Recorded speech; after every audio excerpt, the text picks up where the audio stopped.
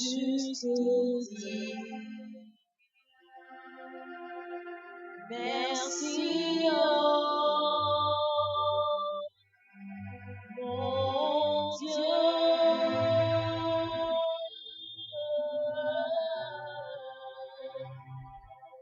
Je veux juste dire merci, oh mon Dieu. Je veux juste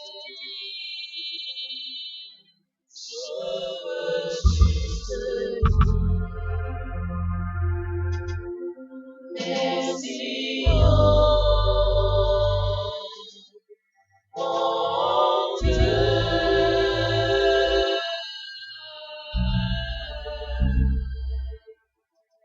Je veux juste merci, oh mon Dieu.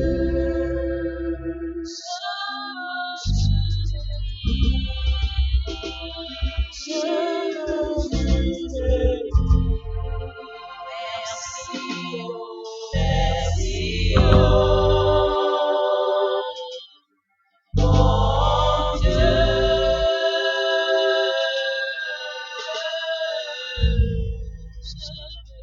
Je veux juste merci, oh mon Dieu.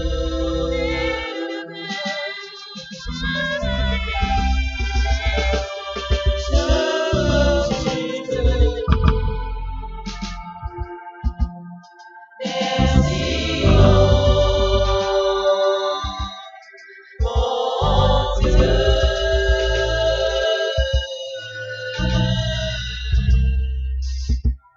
Je veux juste merci, oh mon Dieu.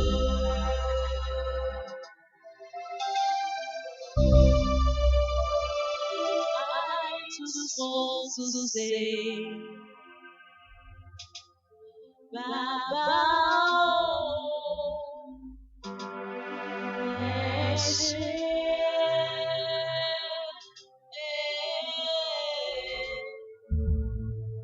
I just want to say, Baba, ẹ ṣé.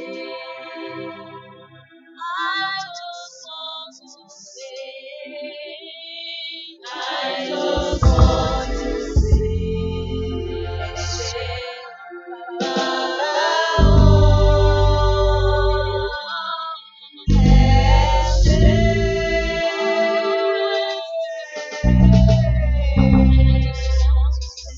I just want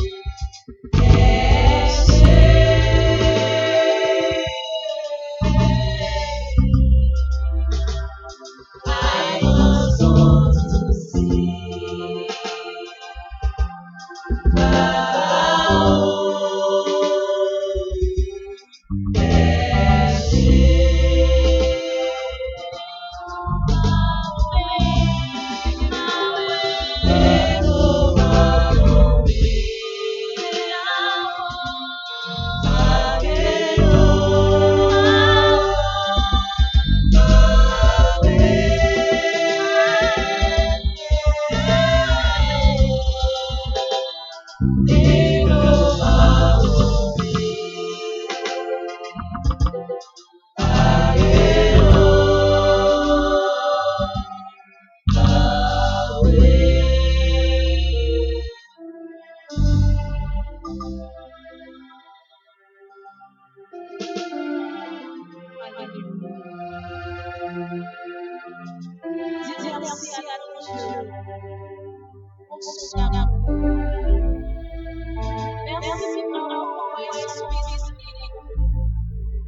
sur la voie du Seigneur de péché.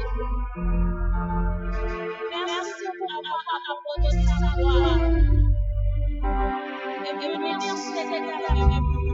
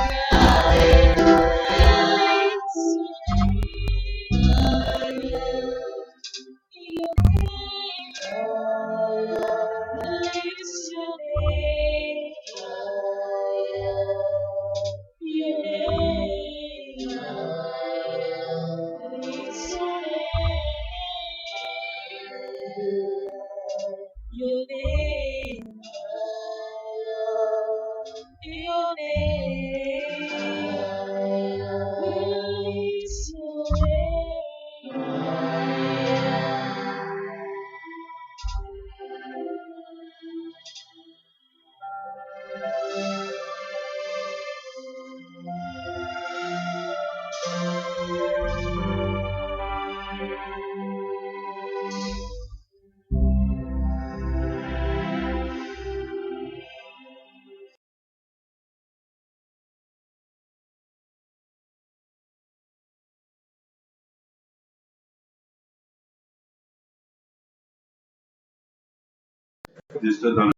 le Seigneur.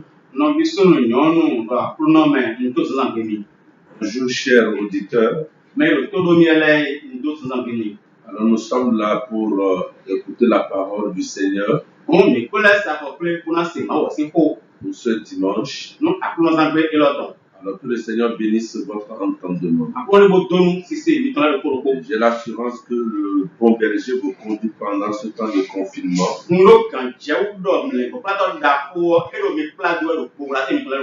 J'ai aussi l'assurance que quelle que soit la durée de confinement, il prendra fin.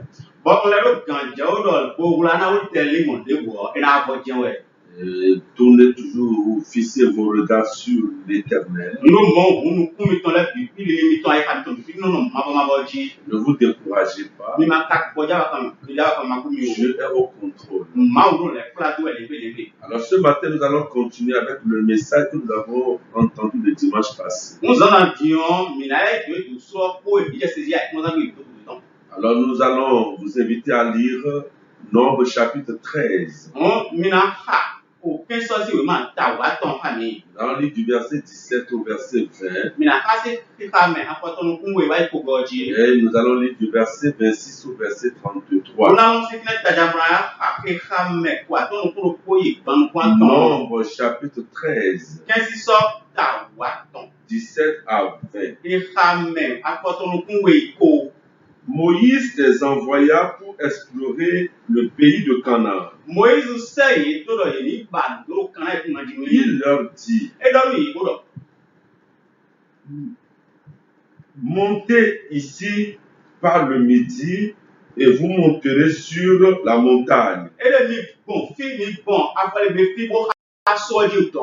Vous verrez le pays, ce qu'il est, si le peuple qui l'habite, s'il est fort ou faible, s'il est en petit ou en grand nombre, ce qu'est le pays où il habite, s'il est bon ou mauvais, ce que sont les villes où il habite, si elles sont ouvertes ou fortifiées, ce qu'est le terrain, s'il est gras ou maigre, s'il a des arbres ou s'il n'en a point. Ayez bon courage et prenez des fruits du pays. C'était le temps des premiers raisins. Nous allons sauter pour aller lire du verset 26 au verset 33.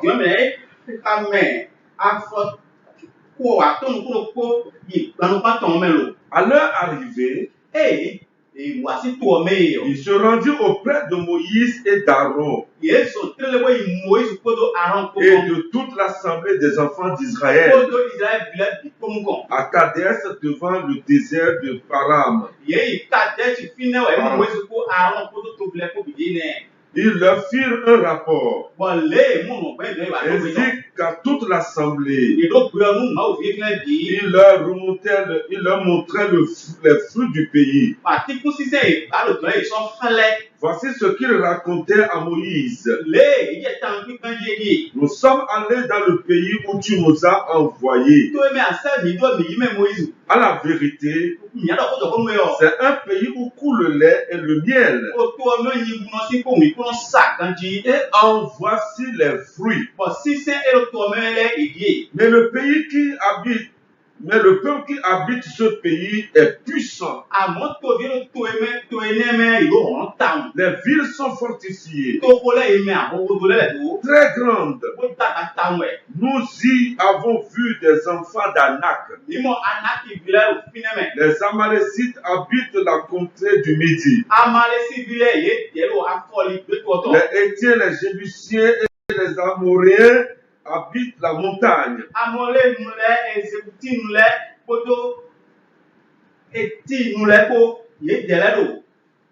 Habitent la montagne. Et les Cananéens habitent près de la mer et le long du Jourdain.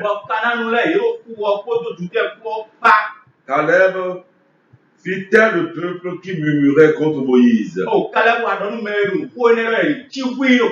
Il dit, montons.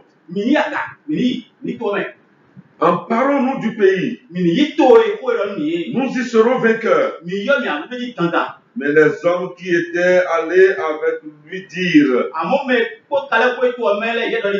nous ne pouvons pas monter contre ce peuple car il est plus fort que nous. Et il décria devant les enfants d'Israël le pays qu'ils avaient exploré.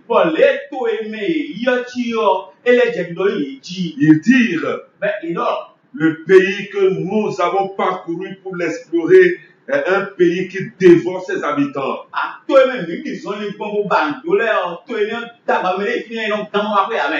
ce que nous y avons vu sont des hommes de haute taille. Et nous y avons vu les géants, enfants d'Anak, de la race des géants. Nous étions à nos yeux et aux leurs comme des sauterelles. Que le Seigneur bénisse sa parole. À présent, nous voulons écouter ta parole, Seigneur. Ouvre notre esprit pour que nous puissions te comprendre et que nous mettons la foi en toi pour te permettre d'agir comme tu l'as planifié dans notre vie. En ce moment tumultueux, en ce moment où de grands défis nous attendent, nous avons besoin de toi. Au nom de Jésus, nous avons prié. Amen. Alors, nous avons commencé le dimanche passé le regard de la foi. Alors, nous avons déjà dit en introduction que la manifestation de Dieu, la manifestation de la puissance de Dieu, de son amour et de sa force dépendent de là où nous regardons. De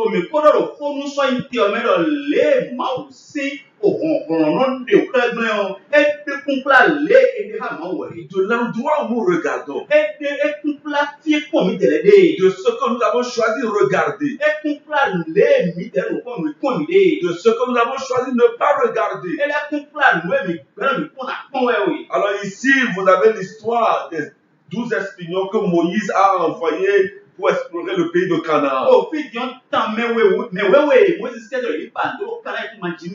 Ici, vous allez voir dans ces versets le regard humain et le regard de la foi. Et selon les regards, alors découle des langages d'encouragement ou de découragement.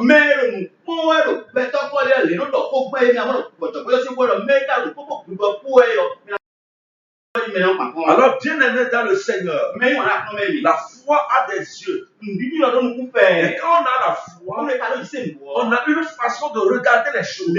On a une façon d'apprécier les choses. Et ce matin, je continue avec sur quoi nos regards sont fixés. Alors, le regard humain regarde à sa propre folie. Mais le regard de la foi se tourne vers Dieu simplement et le prend comme son refuge. Alors, quand vous lisez le psaume de David 34, versets 1, 5 à 7,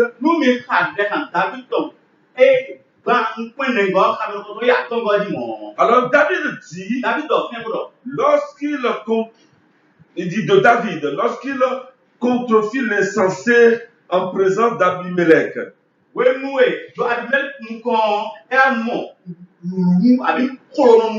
et qu'il s'en alla chasser par lui. Il dit, j'ai cherché l'Éternel et il m'a répondu. Il m'a délivré de toutes mes frayeurs. Quand on tourne vers lui les regards, on est rayonnant de joie. Et le visage ne se couvre pas de honte. Quand un malheureux crie,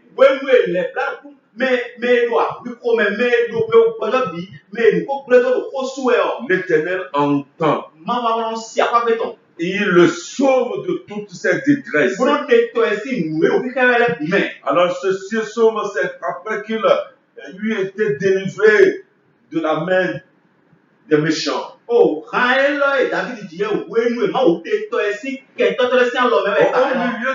milieu du danger, il a fait de devenir fou.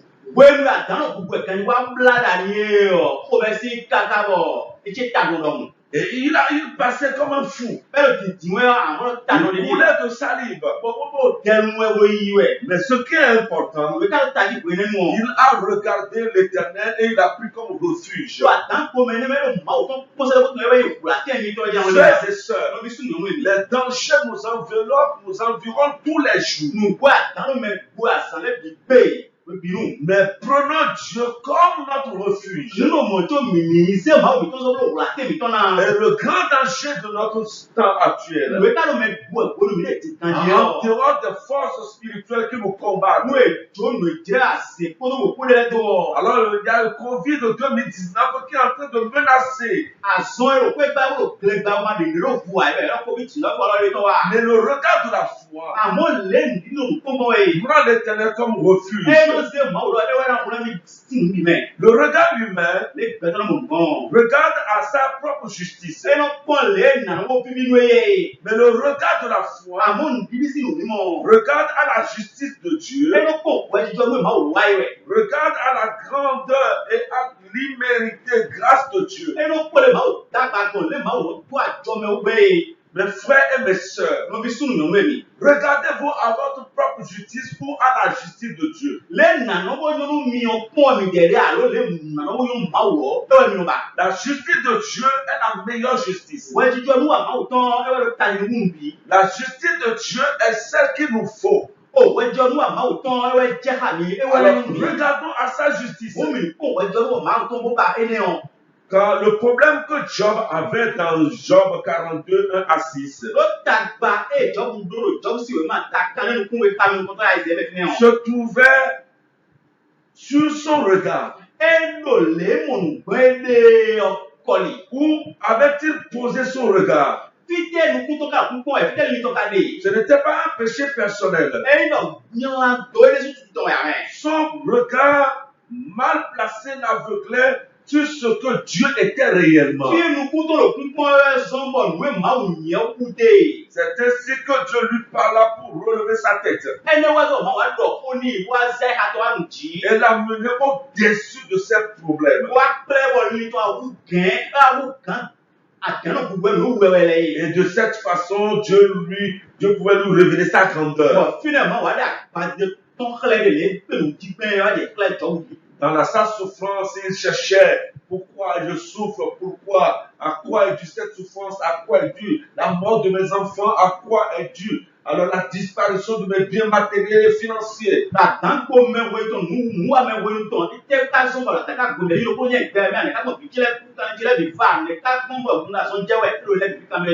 Mais quand Dieu a parlé à son cœur, il a compris. Il a même demandé pardon à Dieu. Et Dieu lui a révélé sa grandeur. Alors, cher auditeur, laisse Dieu te parler. Ne cherche pas à justifier ou à te justifier dans des situations ou dans des problèmes. Laisse Dieu Dieu, lui, a une explication. Dieu a son explication. Et son explication est la meilleure. Le commentaire des hommes n'a rien à faire avec la justification de Dieu.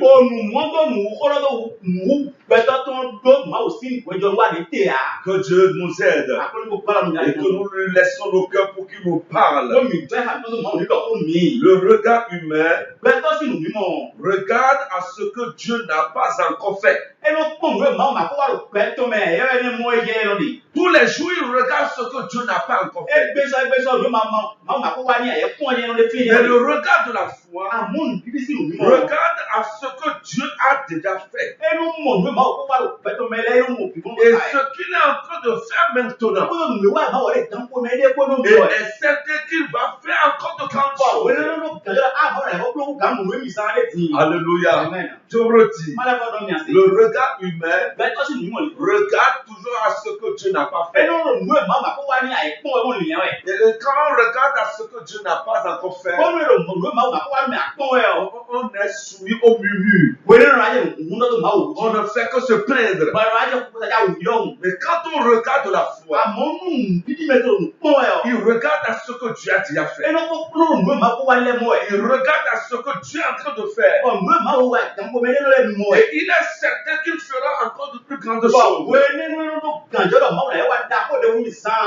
Alléluia. Est-ce que vous contemplez ce que Dieu a déjà fait dans votre vie? Est-ce que vous êtes en train de scruter ce qu'il est en train de faire maintenant? Ou bien vous êtes là à regarder seulement ce que Dieu n'a pas encore fait? Dieu nous dit de nous oublier nous-mêmes et de regarder à lui. Mais trop souvent, nous faisons le contraire. Nous regardons à nous-mêmes, cessant de regarder à Dieu. Frère, regarde à ce que Dieu a déjà fait. Regardons délivrance passée. Regardons provision. Regardons guérison. Regardons grand salut. Regarde ce qu'il est en train de faire.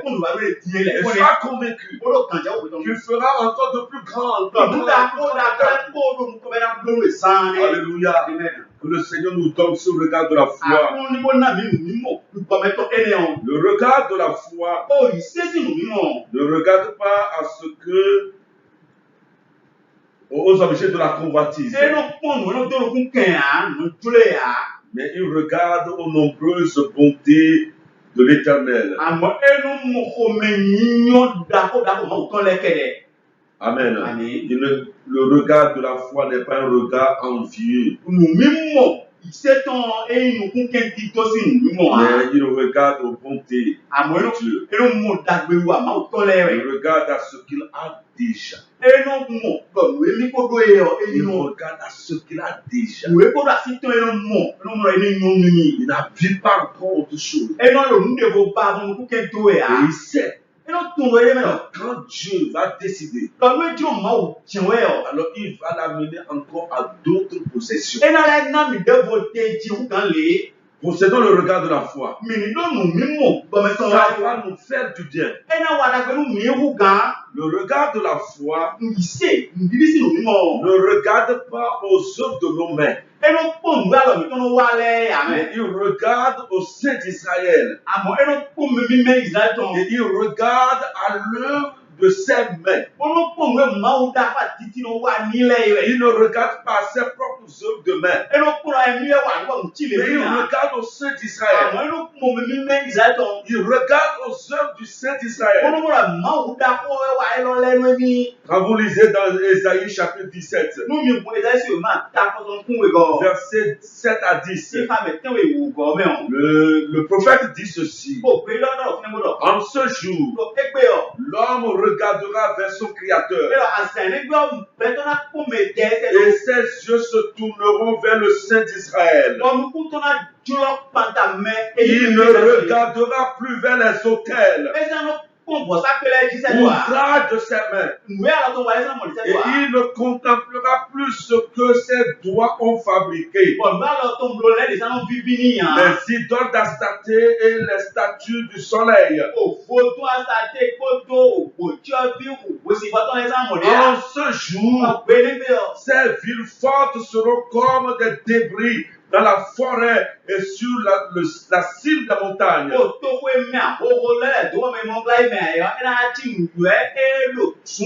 Abandonné devant les enfants d'Israël. Ce sera un désert. Car tu as oublié le Dieu de ton salut. Tu ne t'es pas souvenu du rocher de ton refuge. Cesse de regarder aux œuvres des mains des hommes.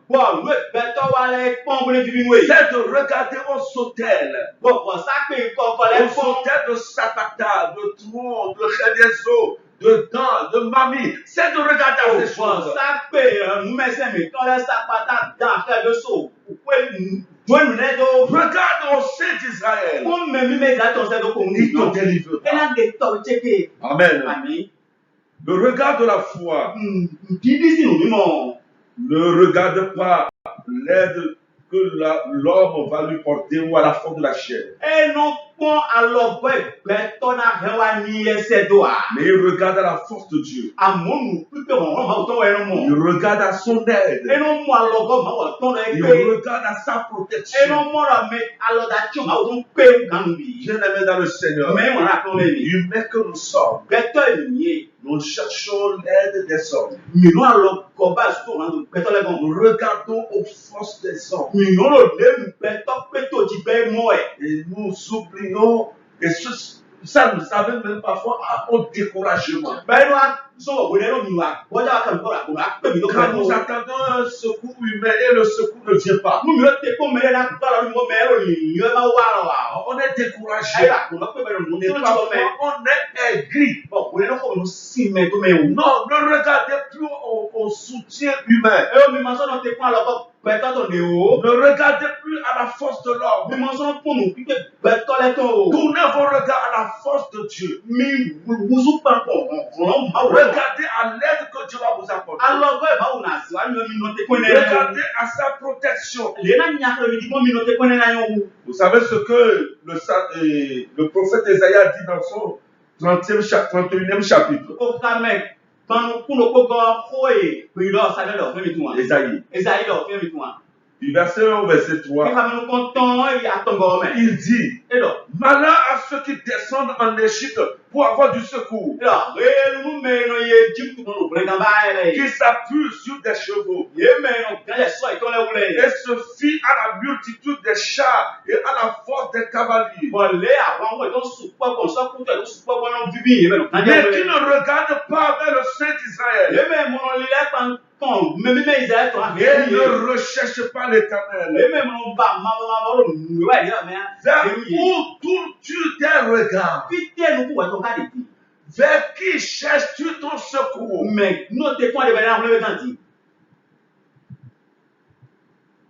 Si tu le cherches auprès des hommes, tu es malheureux.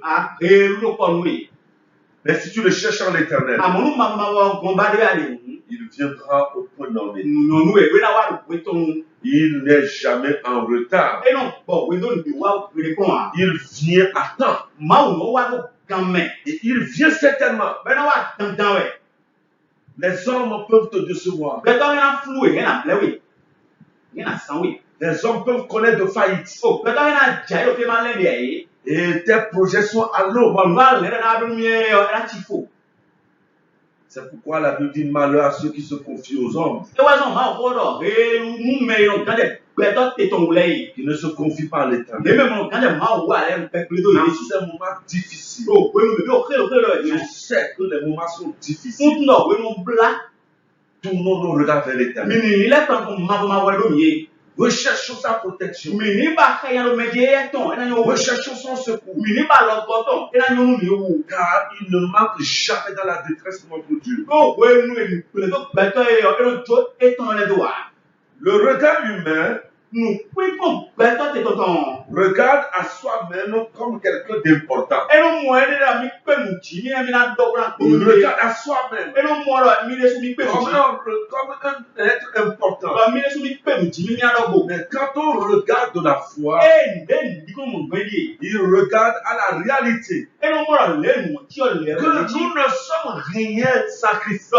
Et de Christ qui le ko mi de ko ni de wo. Nous ne sommes rien sans Christ. Mais pour que o pe de bo wa Christ me bo. Si quelqu'un pense être quelque chose, Et dans mes mo la mi la ni ni de. quoi qu'il ne soit rien, il s'abuse lui-même. C'est ce que Paul nous dit dans Galates 6:3. Vous et moi, nous ne sommes rien. Rien. Nous ne sommes que de la poussière. Et Dieu a mis seulement son souffle en nous. Si on le souffle, alors nous ne sommes plus rien que de la poussière. Alors regarde-toi dans la réalité de Dieu. Et possède le Christ. Qui seul va te donner la valeur. Avec lui, tu es quelque chose. Mais sans lui, tu n'es rien. Rien. Parfois on se tape nos poitrines. Disant qu'on est quelque chose. Tu es qui? De la poussière. C'est ce que je te révèle. Tu es de la poussière. Et tu retourneras bientôt à la poussière.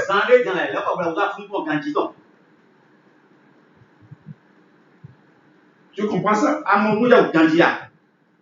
Tu n'es rien. Sans Dieu.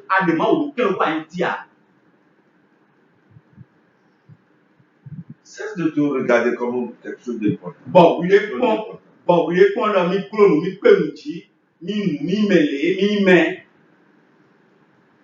J'aime un grand oncle qui croyait qu'il était quelque chose.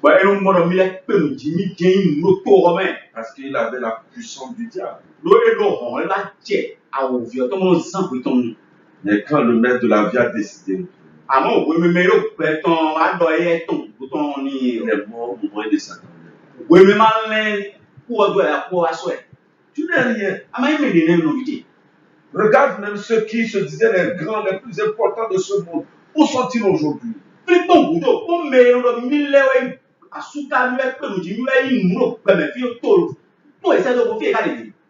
Ils ont semé de la terreur dans le monde entier. Mais ils sont où? Ils sont retournés à la poussière. Le regard de la foi comprend qu'il n'est rien. Et ce n'est qu'en Dieu qu'il est quelque chose. Le regard de la foi ne regarde pas à lui-même. Ne se regarde pas comme fort et suffisant. Le regard de la foi, alors il se regarde et il dépend complètement et entièrement de Dieu.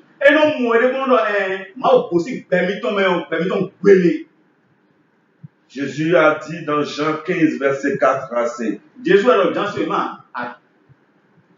Jean 15, 4 à 5. Demeurez en moi et je demeurerai en vous. Comme le sarment ne peut de lui-même porter de fruits s'il ne demeure attaché au sceptre, ainsi vous ne pouvez non plus, si vous ne demeurez en moi, Je suis le 7. Vous êtes les sarments. Celui qui demeure en moi et en qui je demeure. Je reprends.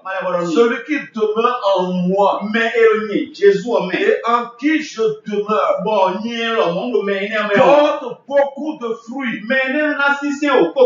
Car sans moi, vous ne pouvez rien faire. Sans moi, vous ne pouvez rien faire. Comprends cela. Que sans Christ, tu ne peux rien faire. Et si tu comprends ça, tu vas dépendre de lui. Amen. Tu vas dépendre de lui.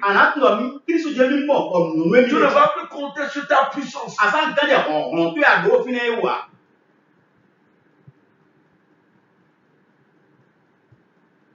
Il y a un chant béninois qui dit non.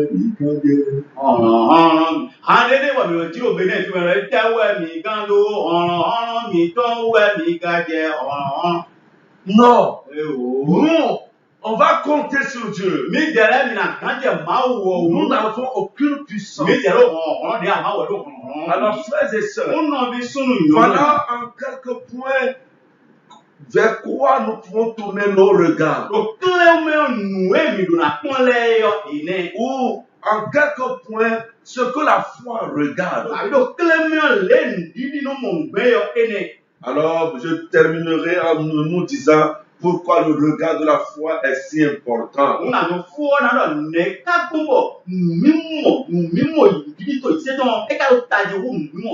Parce que tout simplement, là où tu regardes, là aussi sera ton cœur. Comme l'a dit Jésus, là où est ton trésor, là aussi sera ton cœur. Tes regards prouveront si ton cœur est tout entier à Dieu. Ou s'il est encore partagé. Les regards déterminent si tu es entièrement à Dieu ou si tu es partagé.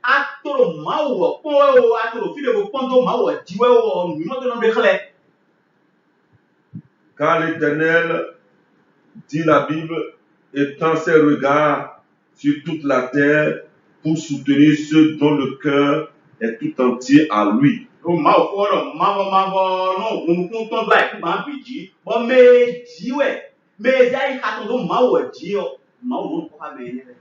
Si tu as ton regard tout entier sur Dieu, il sait et il va te soutenir. Regardez les 12 espions que Moïse a envoyés à Canaan. 10 ont un regard humain. Ils ont vu le combat sur un regard humain. Ils ont ramené leur victoire sur le regard humain. Ils sont morts sans mettre pied dans le pays de Canaan. Quant aux deux autres qui ont le regard de la foi, Josué et Caleb, qui ont dit, ils ont dit, nous monterons. Parce que derrière ces géants se trouve un grand Dieu.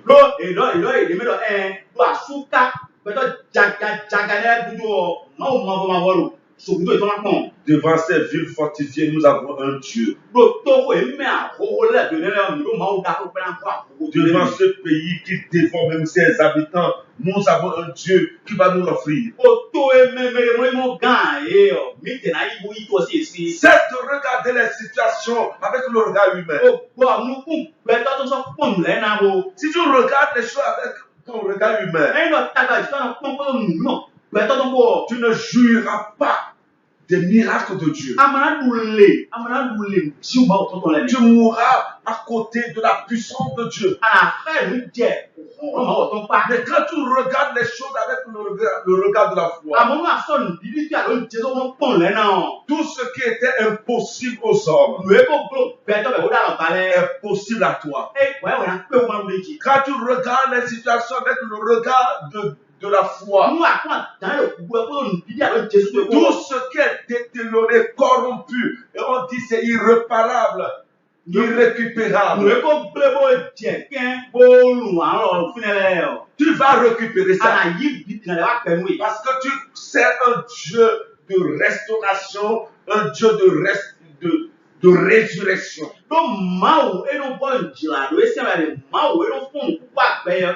Qu'est-ce qui est impossible à Dieu? Regardez Sarah.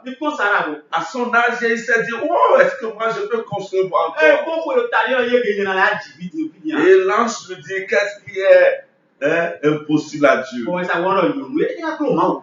Qu'est-ce qui est impossible à Dieu? Rien.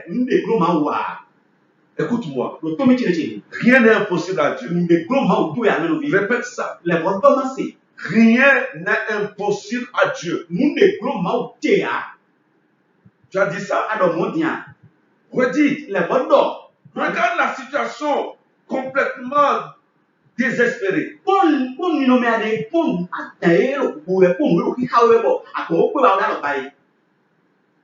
Dis.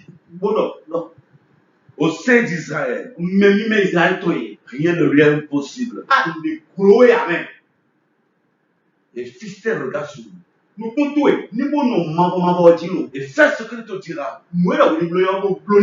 Et tu verras sa gloire. Que le Seigneur bénisse sa parole dans ton cœur. Nous allons baisser nos têtes. Tu vas prier. Plusieurs ont détourné leur regard de Dieu. Plusieurs regardent, analysent les choses avec l'intelligence humaine. Ils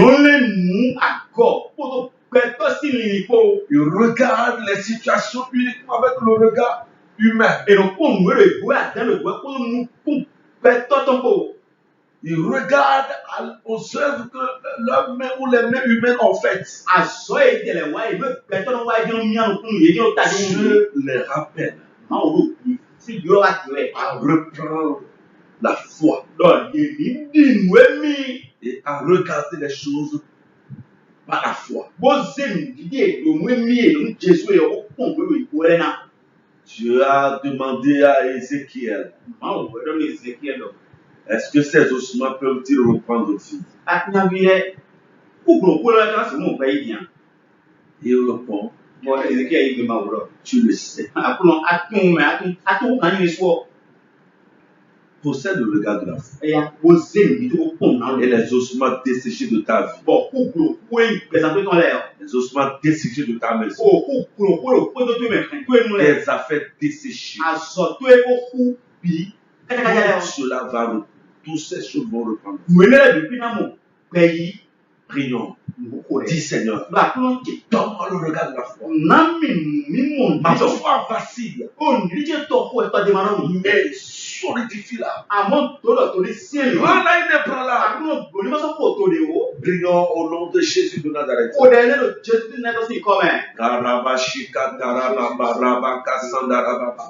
Riba baraba kasandaraba koryaba shikatanaya. Rimama ya kasandaraba koryaba kasandaraba. Rimama ya kasandaraba koryaba kasandaraba. Robaba ya kasandaraba baraba kasandaraba baraba kushirabaka. Alléluia, ton nom, gloire à ton nom.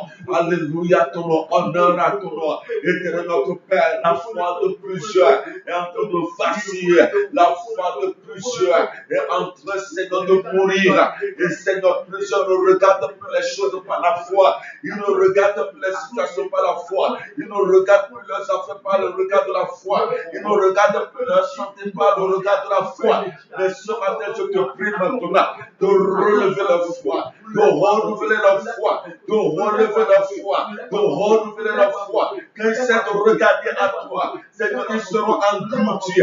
Quand ils essaient de regarder à toi, Seigneur, les problèmes vont les submerger. Quand ils vont cesser de regarder à toi, l'ennemi va triompher sur eux. Mais toutefois qu'ils vont regarder à toi, Seigneur, ils vont triompher sur les fils d'Anak.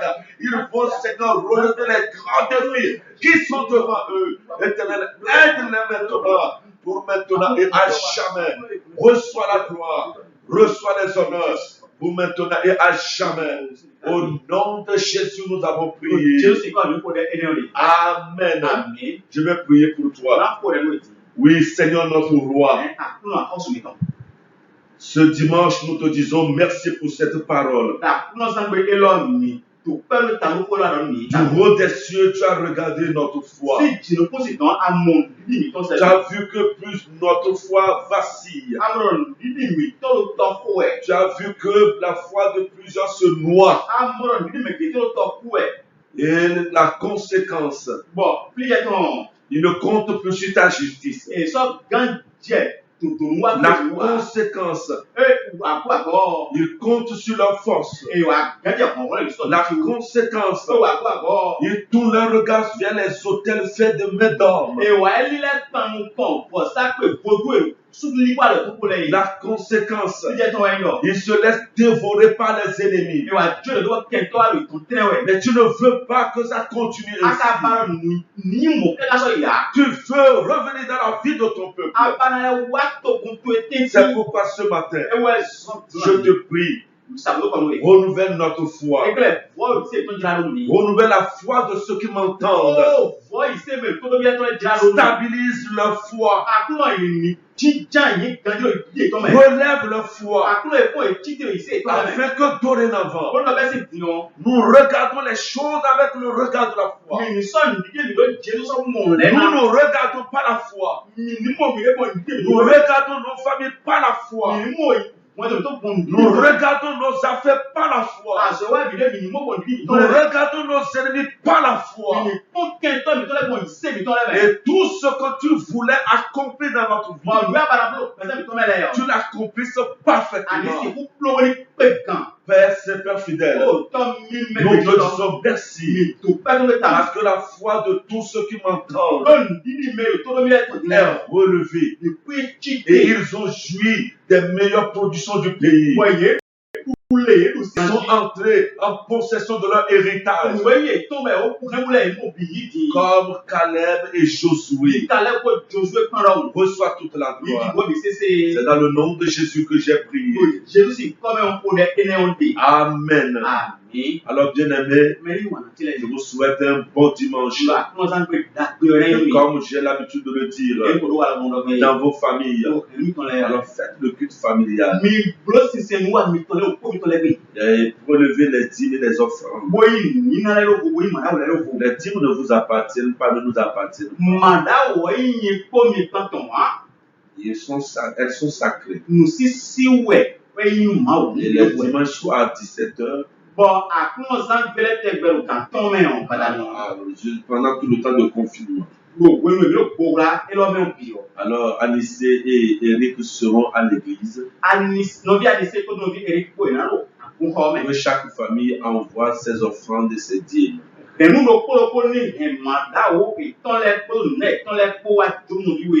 aux célibataires qui n'ont pas de famille, passez de remettre vos dîmes vous-même. Que la paix du Seigneur soit avec vous. Je dis Maranatha, et vous répondez, Jésus revient bientôt. Shalom.